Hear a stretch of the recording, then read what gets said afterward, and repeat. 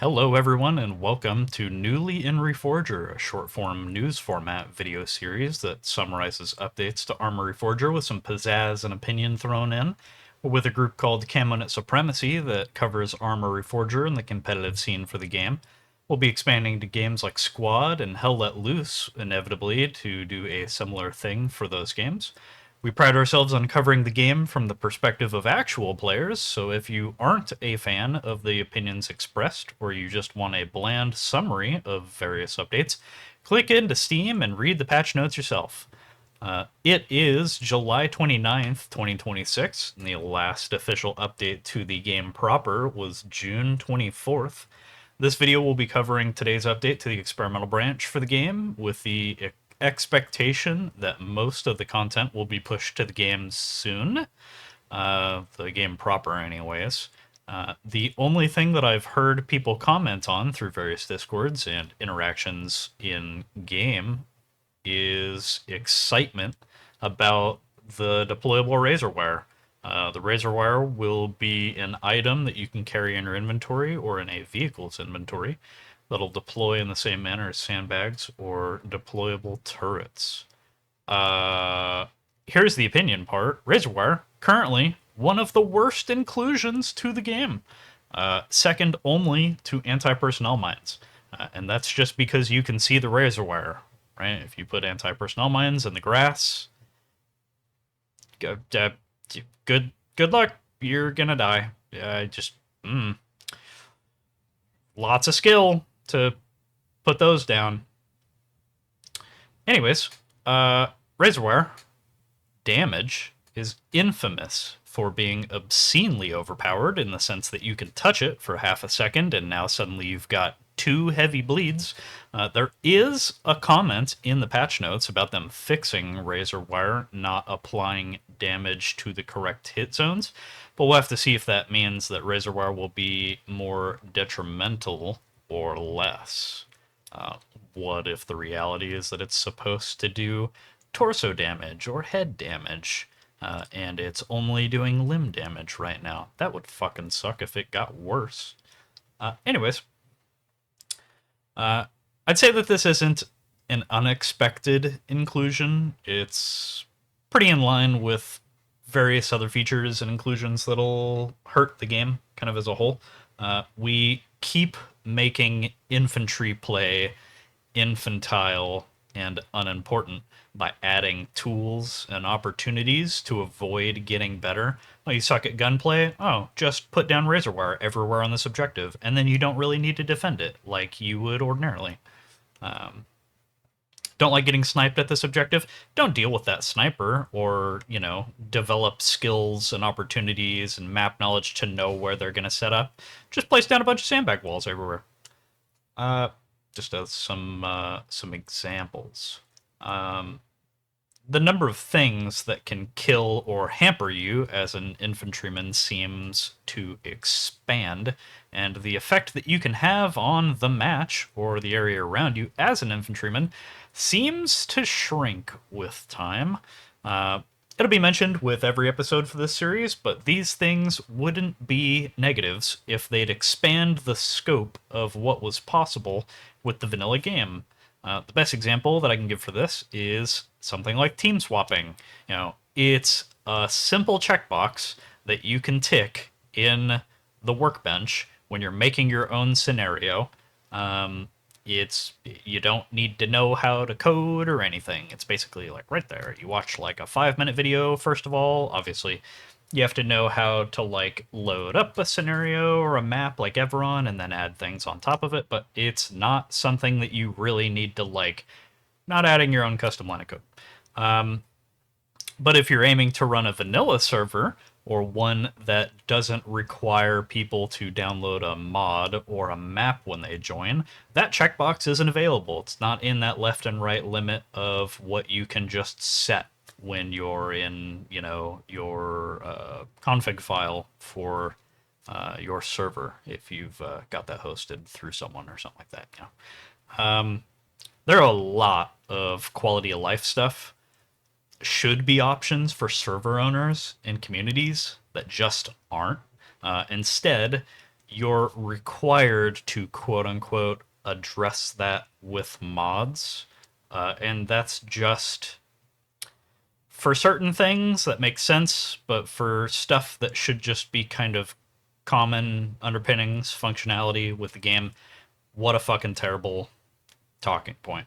Uh, Moving forward, razor wire aside, here's what else is what we deem important for the update. A considerable number of the changes were just like performance pieces and crash fixes and stuff like that. I'm not trying to diminish that, but this is what's going to impact you as an actual player in the game. So they've added values of AI visibility occlusion for grass. Now it's just copy and pasted from the patch notes. This is huge. Absolutely incredible. What this basically means is that the AI can't see you through tall grass anymore. Absolutely incredible. It really depressing. I'll mention it later, but it's really depressing that people are talking about the razor wire thing and they're not talking about this AI thing. This could potentially remove what's currently insurmountable issues with the AI in the game, especially for a map like Everon.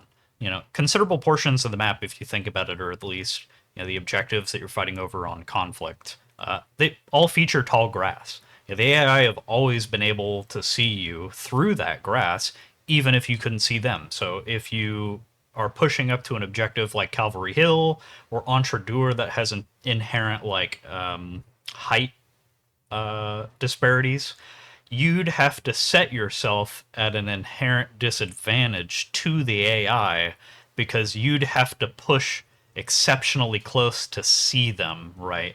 The grass in front of you to a degree would kind of be your quote unquote concealment. And you would push up to the point where you could see like the heads or the shoulders of AI and you would start shooting at them. Well, the reality, if you can see through that tall grass like it's not even there, is they've been seeing you walk up for a fucking minute. That's a huge deal if the math equation, which I'm sure is something that I'll be corrected on by someone who's never offered insight before. If the math equation for how accurate or deadly the AI is based on distance and how long they've seen you, right? What's the difference between the AI suppressing you or shooting at like a bush that they saw you at and them knowing like you're right fucking there, right? That's functionally the difference because either the AI are suppressing you, you almost never will get hit by any of those rounds. Because they're programmed on like a baseline level to suppress and then give accurate fire. It's supposed to be like a prompt for you to move and reattack from a different angle or something like that. Well, the reality is that the AI see you. They're suppressing fire is actually just part of a math equation that goes like, okay, well, we've seen you for about, a minute and 30 seconds. You're at X distance. Our next 20 rounds or maybe like our fire for the next 15 to 20 seconds based on those parameters is inaccurate. And then if you don't move and we've now seen you for 2 minutes and maybe your distance has stayed the same or you've gotten closer, now all of a sudden we're hitting all our shots, right? So that's kind of what the current understanding is. Again, I'm sure that someone will pipe in that's never spoken to that before, and they're just know-it-all dicks that are like, actually, okay, well, cool. Moving on. Again, it just sucks that like people care more about the razor wire thing that almost no one's gonna fucking use. When was the last time you saw someone organically build sandbags out of their fucking backpack? Does it happen in public servers? I don't know, man. I fucking play the game a lot, and I get around, and like I'm always running from objective to objective, and like the spaces in between. I don't see anyone doing that shit. So, are you really gonna fucking use it? No.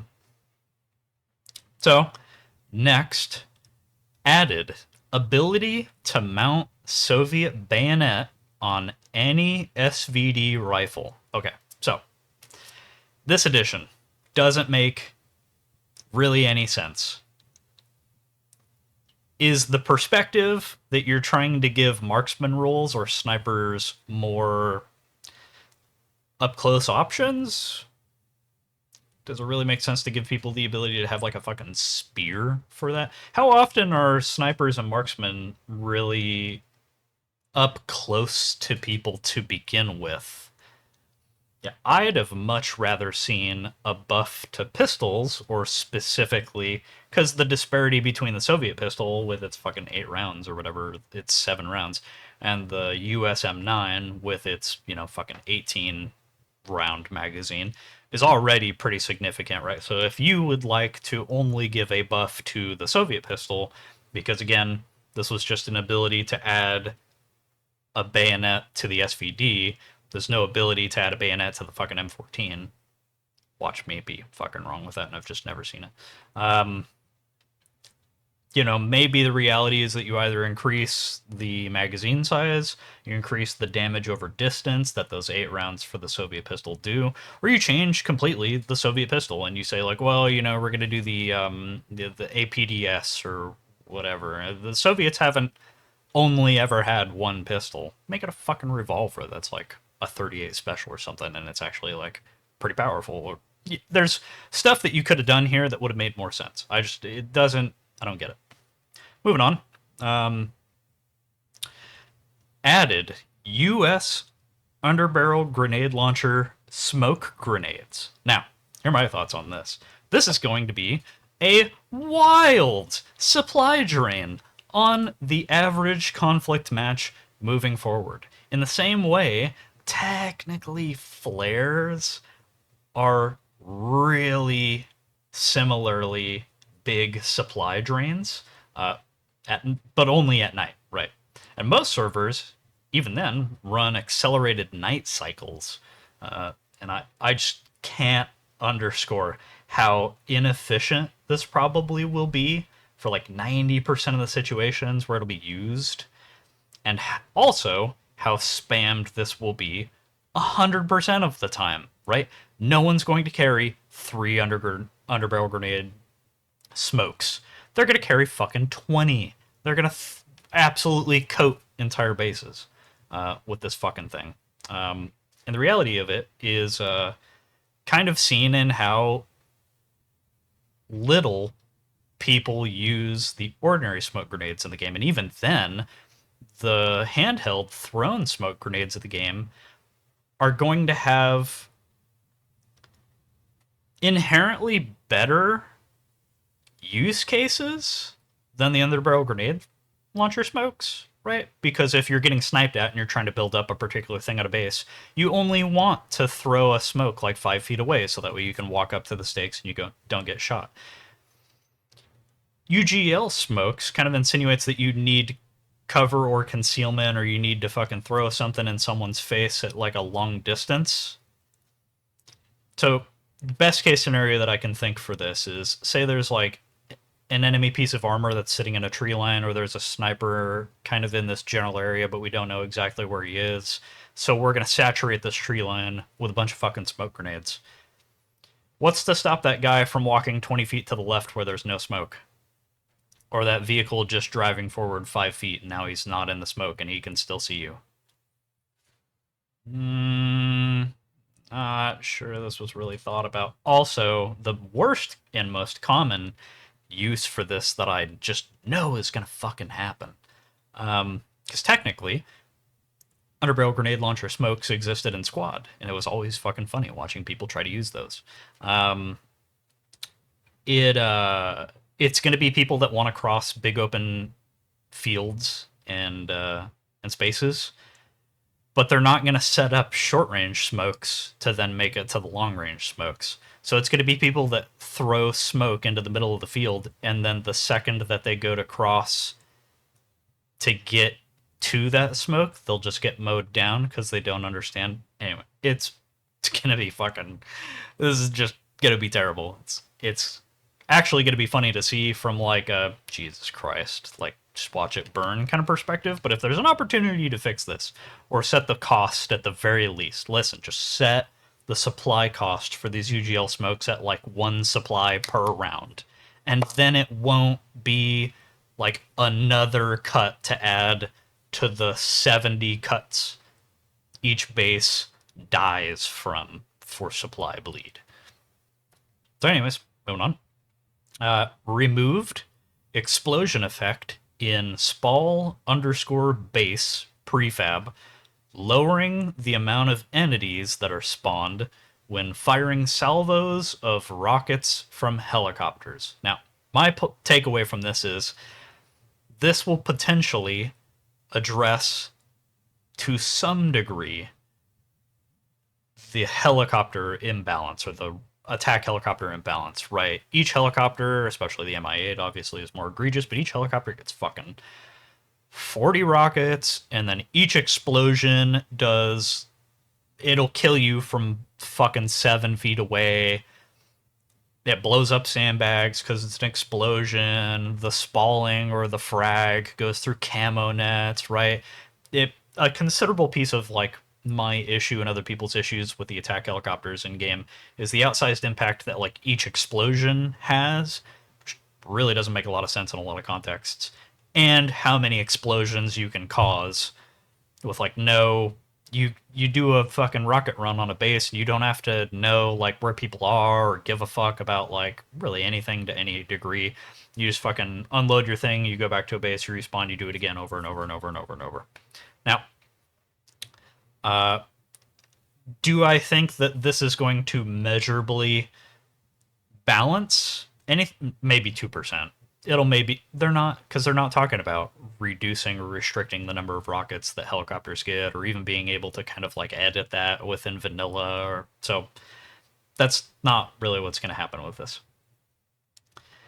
Added functionality which penalizes running barefoot by damaging your feet and randomly making you fall over. I've seen a bunch of people make fun of this in like a teehee, that's kind of funny sort of a way. I'd like to offer something out of the box here, okay? Technically speaking, this inclusion doesn't or shouldn't mean much. The fact that it's being added in, however, I think shows how completely fucked the headspace of the developers is. Or at the very least, how garbage the headspace of whichever specific person decided that this was worth the effort of the time is, right? The types of players that run around without shoes or boots on, you're talking about maybe 2 to 3 people per match. Higher concentrations on servers that are running like highly modded / like easier experiences, lower cost loadouts, quicker time to kills from overpowered weapons, custom like distances between the objectives so you can just run from one point to the next to the next to the next to the next, right? But if people are already playing on servers that have gone out of their way to override or replace large components of the game, why wouldn't you assume that people would just remove this feature, or people are just going to add in custom boots that look like you're running barefoot, but your guy's technically wearing shoes? Why was this included? Why was this important? How much time did anyone spend on this? There's a case to make, right? Devil's advocate, the Reforger team maybe has 20 people on it, right? So sometimes you'll see backlash in other games to like a skin that was added to the game or something like that, and you're like, oh my fucking god, you added like a My Little Pony unicorn skin. How you fucking took development time away from this. Well, the reality is that art guy was probably wasn't doing anything to begin with, right? But like, I think that this has enough depth as an inclusion that like you could have fucking done something else with your time, dude. What are you doing? You're wasting what's likely someone important's time with like, oh, there's lots of toxic people that are running around with no boots on, and it ruins the immersion of the game. Cool. Anyways, next. Changed. Added a tiny amount of recoil to the LAV and BTR main guns. Why? If it's tiny, why? If it's not significant and you don't have to fight the recoil, that's their wording is tiny. Uh, why? How many people to begin with are playing vanilla armor, right? Armor is significantly more prevalent on modded servers, but you're talking about vehicles that aren't in the actual game at that point. You're talking about people that are playing in tanks and Bradleys and all sorts of stuff. That's not this. Who's organically playing armor often enough that like this is either a balancing change or an important inclusion? I I don't get it. Next, added rank progression loss on death of 30 points. Okay. You would hope that this change addresses maybe something that's going on in official servers. Maybe there's like a different meta on those unadministratable servers that are like technically owned by Bohemia, right? There's no admin that can like hop on. It's not owned by someone, not ran by someone. Because obviously, this will just be nulled out in modded servers. I'm not a fan of like 90% of Bohemia's global balancing issues for vanilla because you can't opt out or into what should be choices within vanilla. Does this mean, for instance, does this mean that if you die a couple of times on a base as a private, because it's getting, railed by rocket helicopters or whatever, that you're a renegade and that like you can't spawn in or have access to like baseline ordinary equipment or whatever? What does this really fucking mean? Or is there like a cap, like you can't sink below the rank of private if it's just rank loss from, you know? Is it within your rank? Maybe? Because it says rank progression loss. So if I'm already a corporal and I die a couple of times, do I just reset back to 0 within my, journey to getting promoted to sergeant, but I'm still a corporal? What does this really mean? There's a lot of ways that this can get fucked up. So, added, GM/admin can now teleport their editor camera to the player by using an option from the player list context menu. This is a solid inclusion. Grand slam, hit it out of the park. Glad it got added. Now, I could be salty and point out that, like, dude, this is a fucking... This should have been added into the game like a year ago. The fucking ridiculous that no one thought it was important enough to like move it up the list until now. You talk about adding an electricity grid to the fucking game, but not not admin opportunities, not admin quality of life. Okay. But moving on, not gonna take that negative note. Now, it's important to point out that most server admins refuse to help players with stuff like flipping vehicles or getting them unstuck from a rock or a building. Yeah, anything that would actually manage or curate the quality of life for a server. Let's just point that out in the open. If an admin's going to help you get unstuck from a rock, they're rarely going to try and find you. They're just going to fucking, right click. I guess that kind of doesn't make sense because you would have to inherently, because there were no context options before this. So you couldn't right click an area on the map and then select the person's name once you right clicked to teleport them to that exact spot. You'd have to find them and drag them. But so maybe I'm kind of wrong on that small point or note, but the other instance where this is really important is if someone's steam killing a bunch of people, it's nice that the admin can teleport to that player. They can see in the kill feed that a bunch of stuff's happening and they can teleport to that person. Maybe, just maybe, undercut by the fact that the admin would probably be looking at a dead body 80% of the time, since team killers are usually either killed by someone that they've team killed or they blow themselves up. But good options here. Added, admins can now promote or demote a player by using new options from the player list context menu. This is another one of those things where you're like, why wasn't this in the game an hour and a half or a year and a half ago? I said an hour and a half. That's fucking funny. You know how fucking dumb it is to have like a private server? I get that not everyone's going out and doing this so that way they can test stuff, but like, you know how fucking stupid it is to have a private server, but you have rank locked things in the arsenal, so you have to like find ways to jip people into gaining rank. You have to teleport them to like different bases in conflict so that way they can capture the base and get the rank progression. Holy shit, dude. Oh my fucking god. Just so dumb. So huge for private servers and private experiences where you need people to be of a certain rank.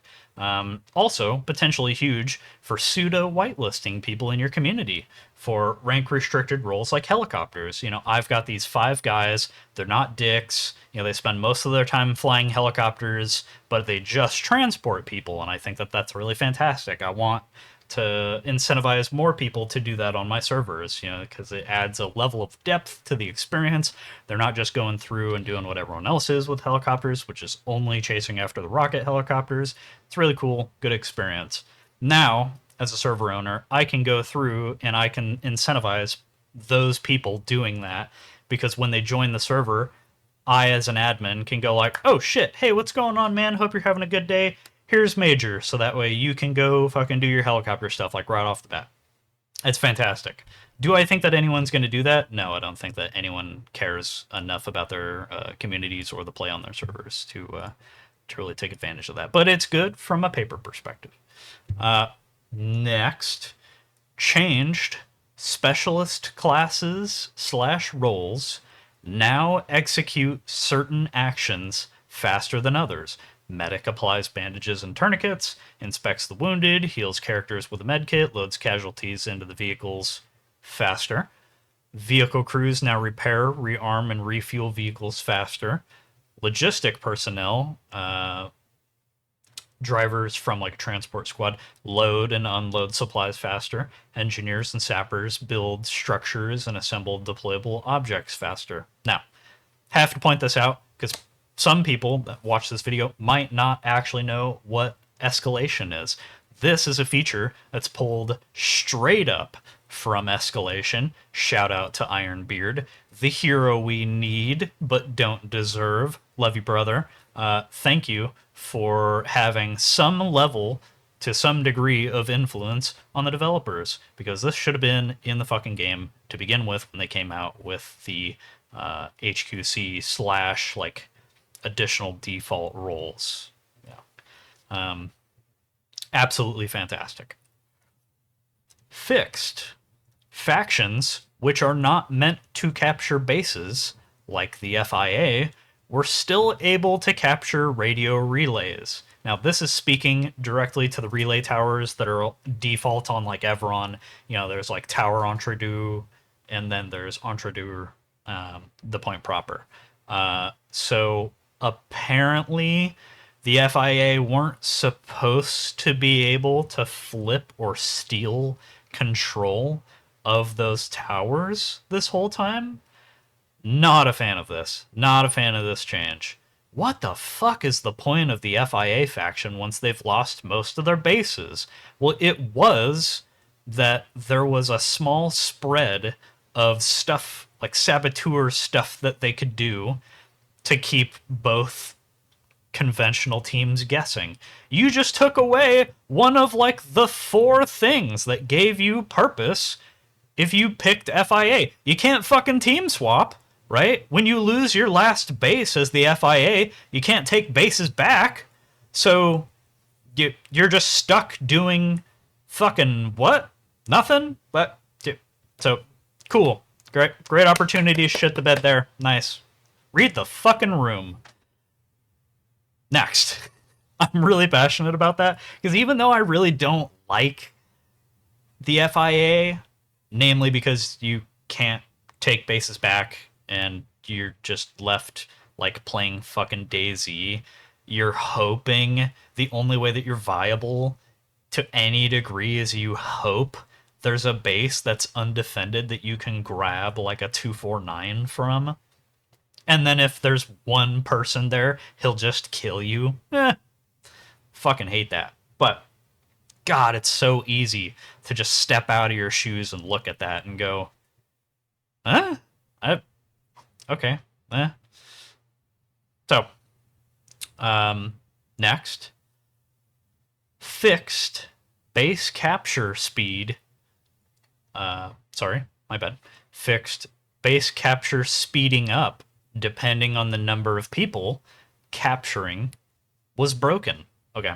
The only thing that I'm going to say on this is everyone that I told, or everyone that told me that I was wrong when I'd complain about this, owes me $10. Fuck you.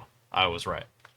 Next, added grass and camo nets now occlude AI vision and in general trace with trace flags dot visibility flag. That's just a setting in the workbench.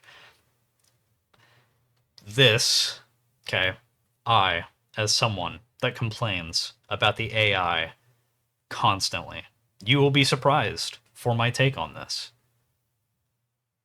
This will be abused to an incredible degree. Don't agree with this change. Okay, I agree with grass occluding AI vision, but camo nets? We can see through camo nets.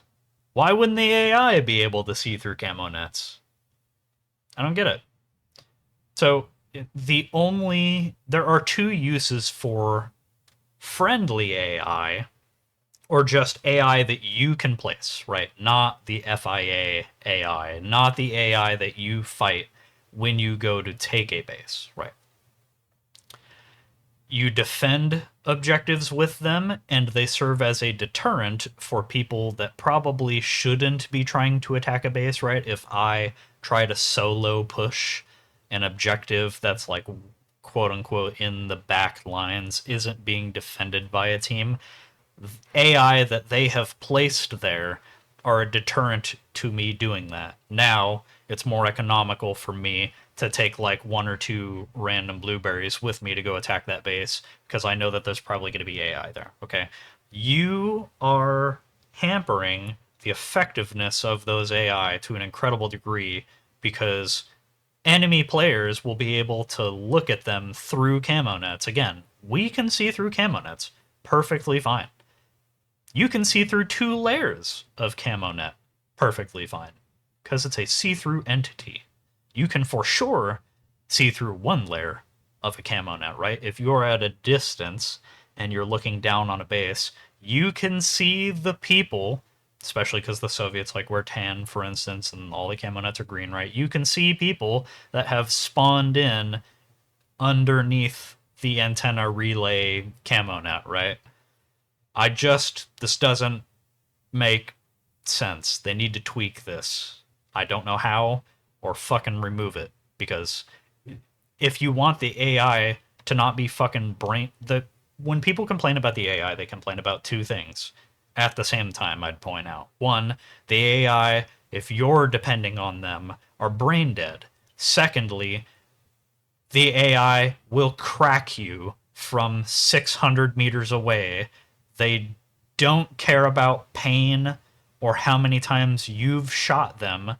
They will hit sniper shots that you could never make because they don't have recoil or any of that, right? They don't have to fight through any of that. Okay, so that's 2 things that you can address with any given update to the AI. Okay, not being able to shoot through grass addresses their cracked superhuman ability, right?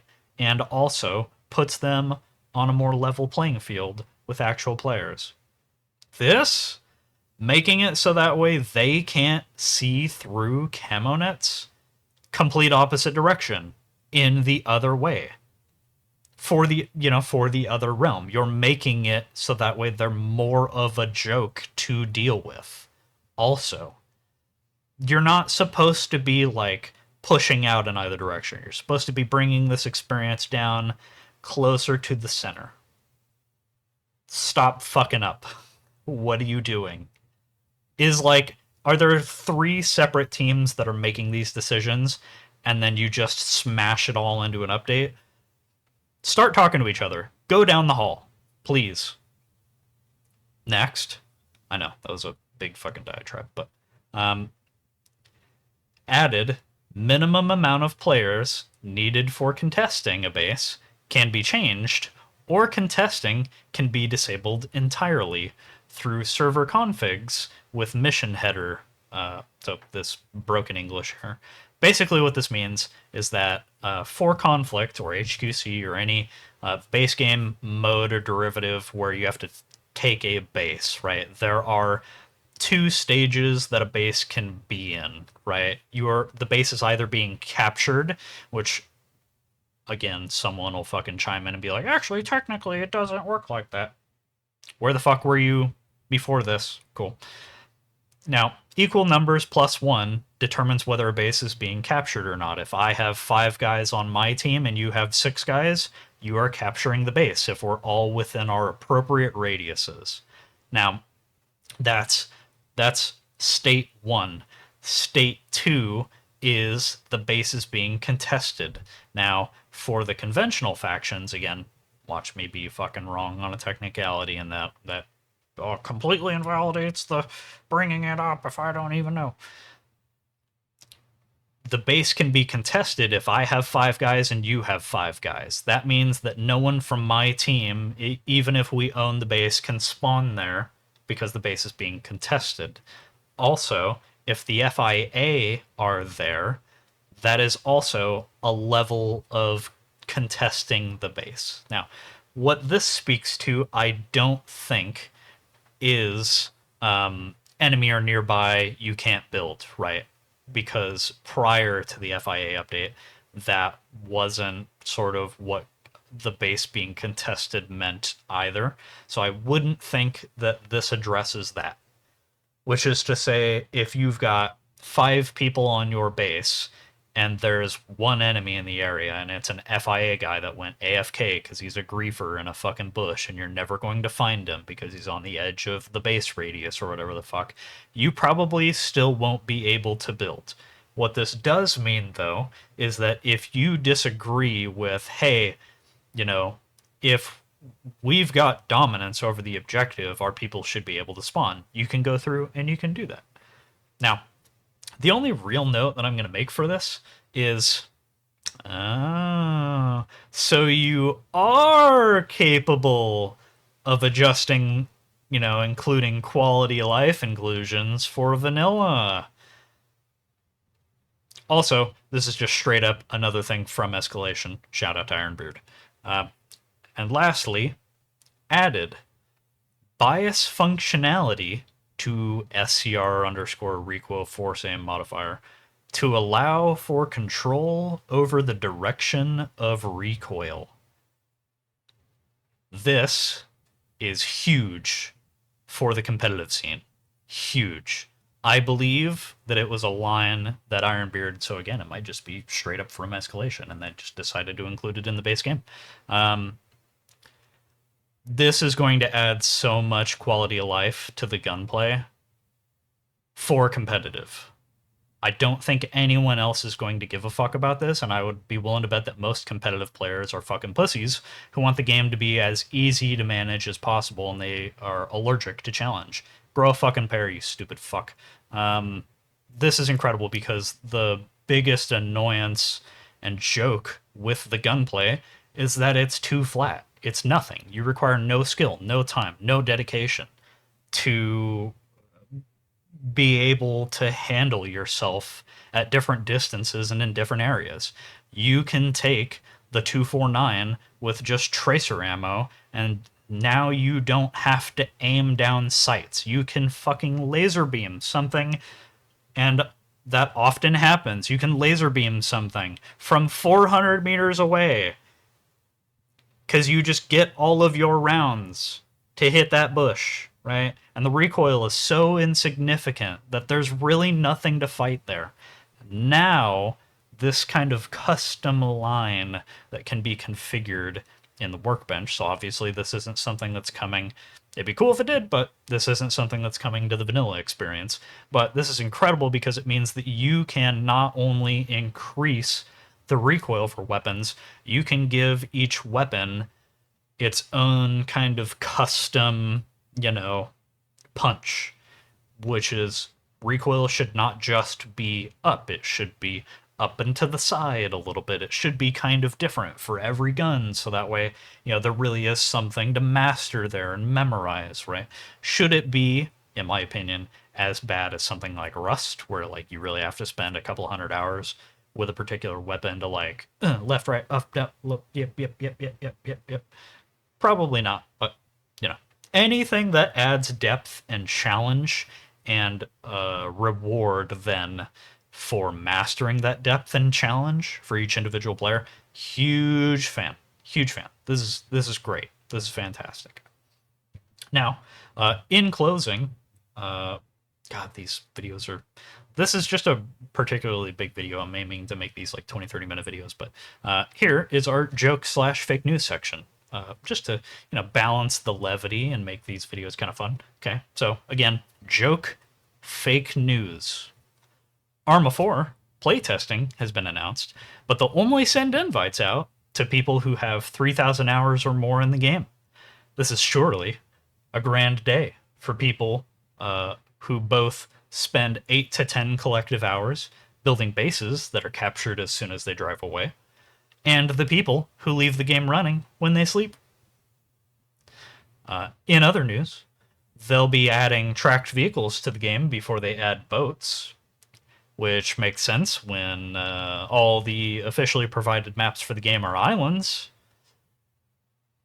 Actually, that doesn't work as a joke, because that's real. Shout out to the amphibious vehicles not having stabilization, by the way.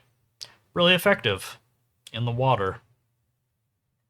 And the next piece of news, finally, the devs have compiled data that shows that only 10% of the feedback that's offered in the Discord will see a staff member's eyes. And of that 10%, only feedback from large groups or content creators is acted on. Repelling will be added in the same update, therefore, as tracked vehicles. So anyways, in real closing, if you enjoyed this video and want to leave a like or a comment, don't. We'd rather have you in the Discord. I don't give a fuck about viewer count numbers or advertisers. We're making money from these. Speak to the culture, not the stuff that doesn't matter. Peace.